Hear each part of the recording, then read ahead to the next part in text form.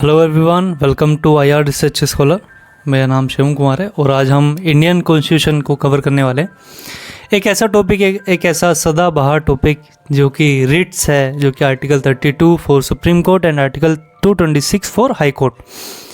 ये एक ऐसा टॉपिक है जिसमें मुझे लगता है, जितना मेरा एक्सपीरियंस बोलता है वो ये है कि हर एक साल हर एक शिफ्ट में रिट से रिलेटेड कोई ना कोई क्वेश्चन ज़रूर होता है। चाहे वो मैच करने का हो, चाहे वो डायरेक्ट आर्टिकल पूछ लिए हो, चाहे वो कुछ किसी और तरीके से पूछा गया हो, लेकिन रिट्स ज़रूर ऐड किया जाता है।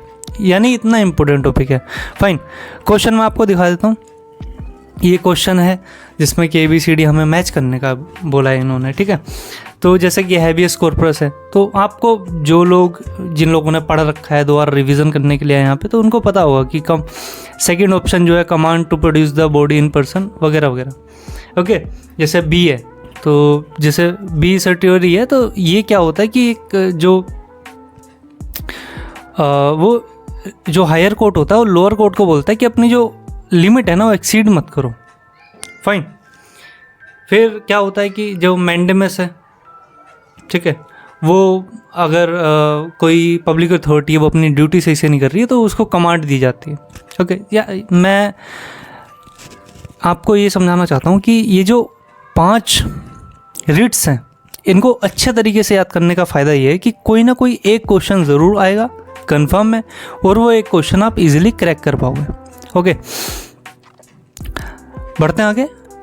सिलेबस है, सिलेबस आप लोग एक बार पढ़ लेना। इस सिलेबस में से कौन सा पार्ट चूज़ करा है एग्जामिनर ने, वो है जुडिशरी। उसमें से सुप्रीम कोर्ट, हाई कोर्ट दोनों। ओके, ठीक है, क्योंकि रिट्स जो हैं हाई कोर्ट सुप्रीम कोर्ट दोनों के पास ये पावर है कि वो लागू कर सकते हैं। ठीक है, फाइन, आगे बढ़ते हैं।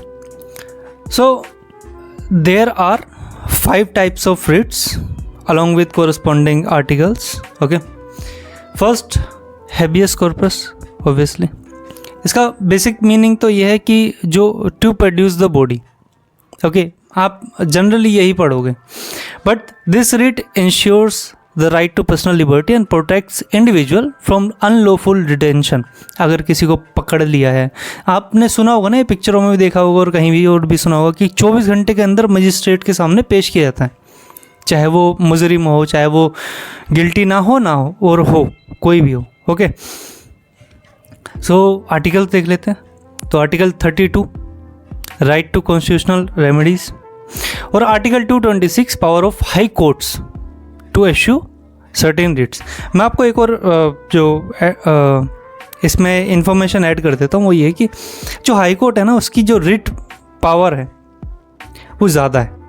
यानी जो सुप्रीम कोर्ट है आर्टिकल 32 के अंदर सिर्फ फंडामेंटल राइट्स को अगर कोई ब्रीच करता है, अगर वो फंडामेंटल राइट्स का हनन होता है, तो ही सुप्रीम कोर्ट लागू कर सकता है आर्टिकल 32 के अंदर। बट ट्रिक ये है कि इस हाई कोर्ट जो है आर्टिकल 226 के अंदर सुप्रीम कोर्ट अगर क्या बोलते हैं, फंडामेंटल राइट्स जो हैं वो अगर ब्रीच होते हैं तो भी, प्लस अगर आपके लीगल राइट्स है, जो कि जैसे कि राइट टू प्रॉपर्टी एक्ट है 300A, पहले फंडामेंटल राइट था, अब नहीं है, तो उस केस में भी रिट्स जारी कर सकता है। ओके, तो फर्स्ट इज हैबियस कॉर्पस। आप ये आर्टिकल ज़रूर याद रखना, और प्लस जो ये है बेसिक जो 2 लाइन का जो ये सेंटेंस लिख रखा है या फिर लाइन लिख रखी है वो याद करना, रट लेना है इसे बेसिकली। ठीक है, मैंडेमस क्या होता है, ये रिट तब इशू की जाती है जब जो हाई कोर्ट है वो लोअर कोर्ट को ये इशू किया जाता है, या फिर कोई पब्लिक अथॉरिटी हो गया, कोई भी गवर्नमेंट ऑफिशियल, कोई ऑफिसर हो गया, उसको ये बोला जाता है कि अपनी ड्यूटी जो है सही तरीके से परफॉर्म करो। ठीक है, मैं ये समझता हूँ कि जुडिशरी के पास बहुत ज़्यादा पावर है। ओके, और ये जो बैलेंस है जुडिशरी और एग्जीक्यूटिव के बीच में, यही हमारे देश की जो सुंदरता है। Okay, so article 32 again article 226 मैंने बार बार इसलिए लिखा है क्योंकि आपको ये याद हो जाए। Article 32 is related to supreme court, 226 is related to high court basically. Okay, next prohibition. Basic चीज़ है कि लोअर कोर्ट अगर वो अपनी जो जुरिस्डिक्शन है उसको अगर एक्सीड कर रहा है, ठीक है। अगर किसी को जैसे सेशन कोर्ट्स होते हैं, उनको अगर मुझे लगता है कि फांसी देने की उनके पास पावर नहीं है, या फिर हो, अगर वो अपनी जो है, जैसे वो रिट लागू नहीं कर सकते हैं बेसिकली, है ना, लेकिन फिर भी कर देते हैं, तो फिर हाई कोर्ट जो उनको फटकार लगाती है लोअर कोर्ट्स को कि आप जो है अपनी जुरिस्डिक्शन के बाहर जा करके अपनी पावर को एक्सरसाइज कर रहे हैं, which is incorrect, I guess, है ना। तो prohibition is related to lower courts to high court, जो कि एक जुरिस्डिक्शन को अगर आप अपनी जुरिस्डिक्शन के बाहर जा करके पावर एक्सरसाइज करते हैं तो उसको रोकता है। फोर्थ, सर्टियोरी, नाम थोड़ा सा अजीब है, मुझे भी प्रोनाउंस करने में थोड़ा मुश्किल होता है, बट ठीक है। इसमें क्या होता है कि अगर लोअर कोर्ट ने कोई डिसीजन दे दिया है, कोई ऑर्डर दे दिया है जो कि इल्लीगल है, कई बार ऐसा हो जाता है, कोई ऐसा ऑर्डर, कोई ऐसा डिसीजन जो कि इल्लीगल है, तो ऐसे में क्या होगा कि रिट इशू की जाएगी हाई कोर्ट द्वारा या फिर सुप्रीम कोर्ट द्वारा लोअर कोर्ट को। किस लिए? ताकि वो डिसीजन और जो ऑर्डर है उसको ख़त्म किया जा सके, उसको क्वाश किया जा सके, ओके, उसका मतलब जो उसका प्रभाव है वो ख़त्म कर दे तुरंत, okay. So again article 32 to 26, please रट्टा मार लेना इनका, okay. Writ number 5 and final and last writ, quo warranto. Basically क्या होता है, अगर कि कोई है इंसान जिसने पब्लिक ऑफिस जो है वो होल्ड कर रखा है, ठीक है, तो ऐसे में क्या होता है कि ये जो रिट है ना, ये इंक्वायरी करती है कि उस जो इंसान ने एक पब्लिक ऑफिस को एक्वायर कर रखा है, होल्ड कर रखा है, वो इस लायक है या नहीं है। यानी मान लो अभी हाल ही में एक न्यूज़ में चल रहा था कि पीएमओ का एक ऑफिसर बन करके कोई इंसान जो है श्रीनगर गया और मस्त बिल्कुल घूमा, बिल्कुल VIP treatment and all, there are so many things have done there, okay. फिर जो है हाई कोर्ट या फिर सुप्रीम कोर्ट ने किसी ने ये रिट जारी करी और फिर इस तरीके से उसको पकड़ा गया, ये किया गया, वो किया गया, जो भी है। इसका मतलब टोटली ये है कि अगर कोई पब्लिक ऑफिस होल्ड करता है तो वो लीगल तरीके से पब्लिक ऑफिस उसने होल्ड करा या नहीं, उसका राइट है या नहीं, लीगैलिटी है या नहीं उस पर्सन की, तो वो चेक करने के लिए जो हाई कोर्ट है या फिर सुप्रीम कोर्ट है इस तरह की रिट जारी करता है, जिसे कि क्वो वारंटो कहा जाता है, okay.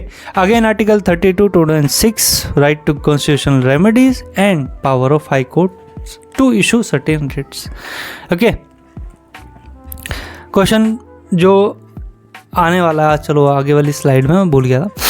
It is important to note that the power to issue writs is vested in both the Supreme Court of India under Article 32 and the High Courts under Article 226 of respective states.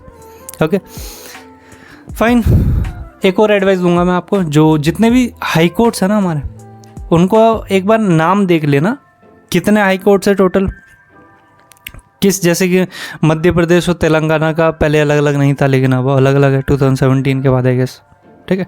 So question देख लेते हैं। Habeas corpus, तो जैसे कि मैंने आपको बताई दिया था, बॉडी इन पर्सन, है ना, 24 घंटे के अंदर बिल्कुल प्रोड्यूस करना मजिस्ट्रेट्स के सामने। तो ए का टू देख लेते हैं हम, लेकिन इसका मतलब ए ख़त्म हो गया और सी ख़त्म हो गया, ओके। एलिमिनेशन मेथड से भी चला करो आप लोग। फिर हम देख लेते हैं, जैसे कि मुझे मैंडेमस पता है, मैंडेमस मतलब जो पब्लिक अथॉरिटी है उसको कमांड करना कि भाई अपनी ड्यूटी जो है ढंग से करो, यानी सी का वन किधर है, सी का वन, यानी option D is correct, okay. आप आगे पढ़ लेना, ओके। जो मैंने ये दिया है ना कंटेंट, इसको या तो पढ़ लेना या तो लिख लेना, और दोनों कर सको तो और भी अच्छा है, लेकिन इनको रटना जरूर, क्योंकि ये क्वेश्चन आएगा ही आएगा confirm, okay. All the best for your upcoming exam. UGC net का तो दिसंबर में है और CUT PG का तो हो चुका है और रिज़ल्ट आने वाला है और अगले साल होगा, तो I am here to help you. Comment करो, ईमेल आईडी है, उसको उस पर मेल कर सकते हो। कोई कंटेंट चाहिए, कोई बुक चाहिए, कुछ एडवाइस चाहिए, कुछ भी करियर गाइडेंस चाहिए, तो I will be there for you, okay guys, thank